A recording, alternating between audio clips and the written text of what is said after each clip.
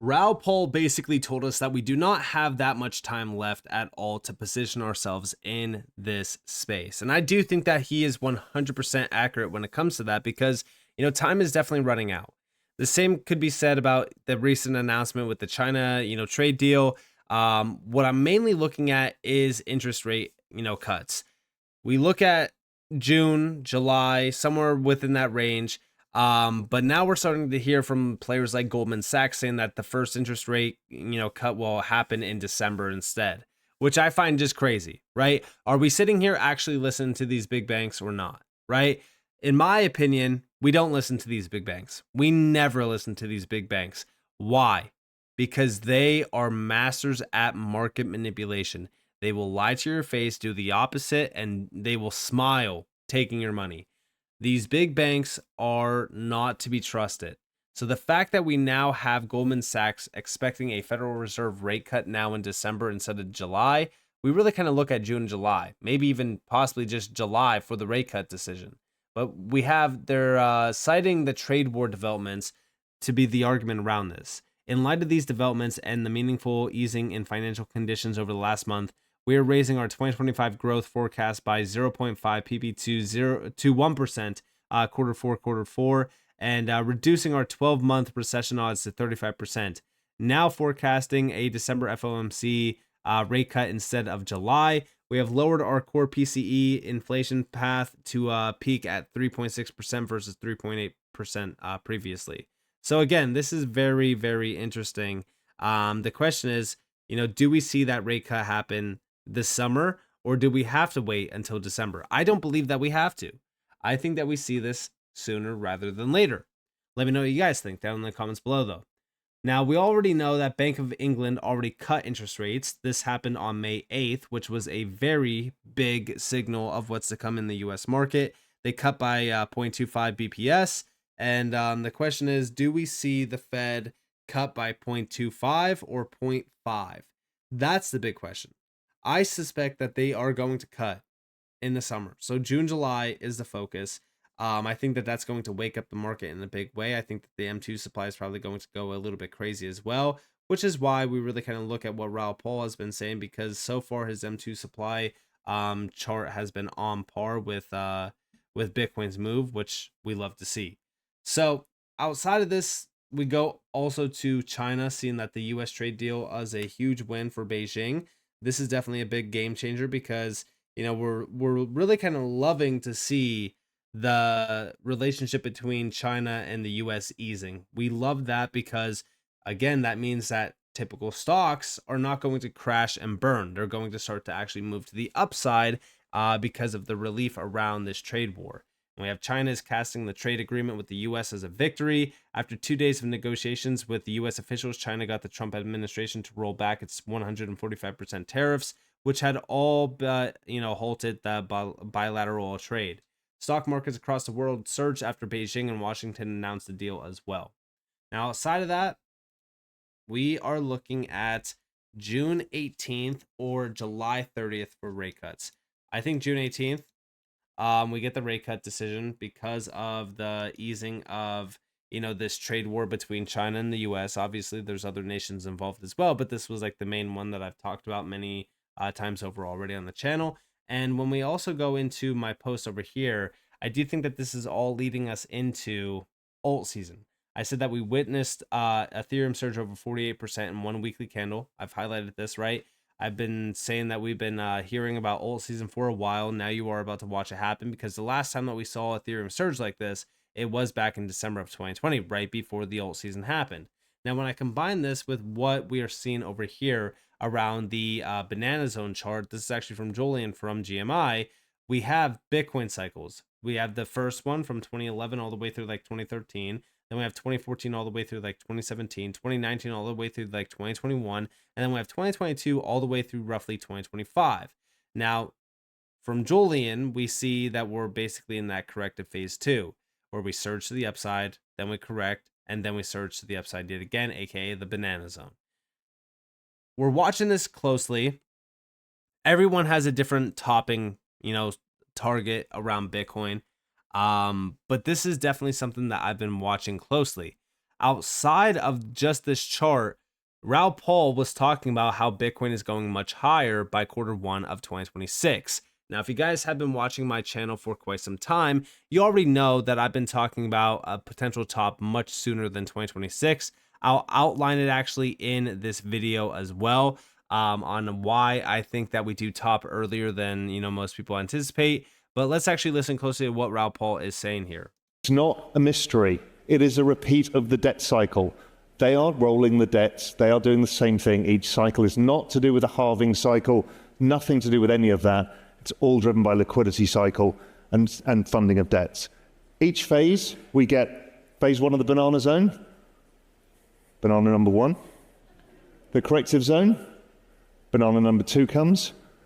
Another correction, banana number 3. So this is the banana zone. So that's what happened in 2020, 2021. Off we go. Sorry, that was 2017, which again looks very similar to this one. That was the last one. Here we are now. It can't be clearer to me. I've shown you the macro evidence, the technical evidence, the sentiment evidence. Everything here suggests to me that hold on to your hats, don't fuck this up, don't lose control of your tokens, don't use leverage, don't get your wallet hacked, just sit with it, be careful, don't get FOMO, do all of the right things, and we'll go up to the next phase of correction zone. That's going to be harder because the next one that happens, we'll have a 35% drop, and you'll all say, is it over? And you'll definitely be sure it's over, and everybody on Twitter will tell you it's over, and it won't be over. By our work, we suggest that because of the elongation of the business cycle, because rates were higher for longer, the forward-looking liquidity suggests that, again, probabilistically speaking, without any guarantees, this whole thing goes into Q1, maybe Q2 of 2026, which would align with Trump's, trying to win the midterms as well. So everything's lined up for us. I think it started. So keep the faith, keep building stuff, and let's keep driving Siri forward with all of this. Thank you.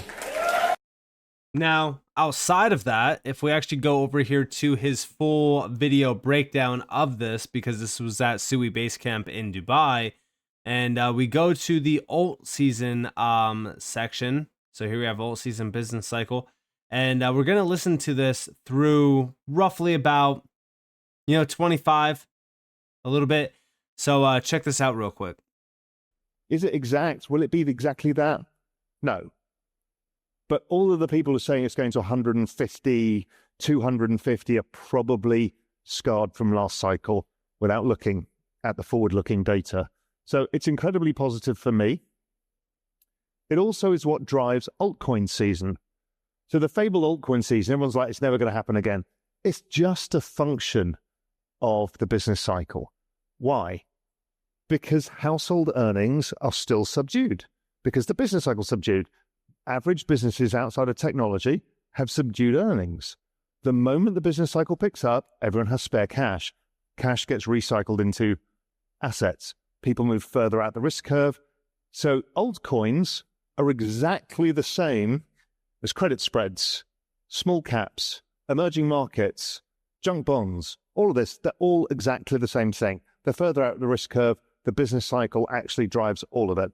It's also the same with fine wines. It's also the same with Rolex watches, all driven by the same thing.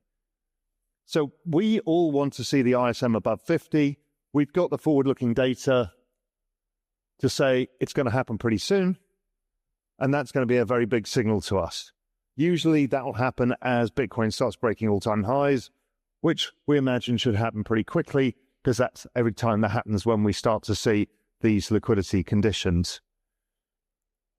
But the problem is nobody believes me. That's true. Everyone's like, no, but the markets and Trump and tariffs and geopolitics and China and then Russia and that's all the, and what you've all done is price in maximum fucking fear. At every point, you've got, this is number of stocks with a 40 days RSI below 30. This was before the rally really started. One of the few ever, this is the same as we had at COVID. Now, he just goes on to mention, fearful levels, but he is 100% correct here, right? Like, nobody actually believes that Altseason's going to happen. They don't even, like, I've been talking about Altseason, and a lot of people think that it's just like this mythical thing that's never going to show up, and it's like a one-off. When we think about what's been going on in this space, right? Like, we think about Bitcoin, for an example. Bitcoin just broke over 100K yet again, tapped some key levels. When we think about what's really going on here, we are in the beginning stages of Altseason, essentially. Now, I talk about, for an example, like the topping point. A lot of people are saying like quarter one of 2026. We definitely could run into quarter one of 2026. That's actually a perfect level of interest. And the reason why I say that is because we go off of the point in which Bitcoin dominance did top back in 2021 all the way, or sorry, back in 2020 all the way into 2021. Now there's two time frames here. Why? Do you guys know why? Well, most altcoins did top around the May timeframe. A lot of altcoins also topped around November 15th, roughly. Now, if we're thinking about that, okay, that's a difference of 133 to 322 days. Going off of the 133 days when most altcoins did top, that should take us to about September 15th of 2025 this year. Now, if we're going off of the 322 days, that would take us into March 23rd of 2026. That would be quarter one of 2026, just like Raoul is, assuming. This could definitely be a possibility, and it definitely could happen, especially if we compare it to liquidity improving outside of and even within crypto, which of course Raoul is talking about, compared to, like TradFi liquidity, which we mainly just focus on the liquidity cycle. We look at the M2 supply. If we're thinking about all of that, then, we're going much higher, while Bitcoin dominance should be selling off all the way into, of course, quarter one of 2026. So, huge shout out to Raoul for this. I think that this is a great insight. I personally see the entire market erupting in a much larger way. I think Altseason is going to make us very wealthy. And with that being said, I hope that you guys enjoyed this video.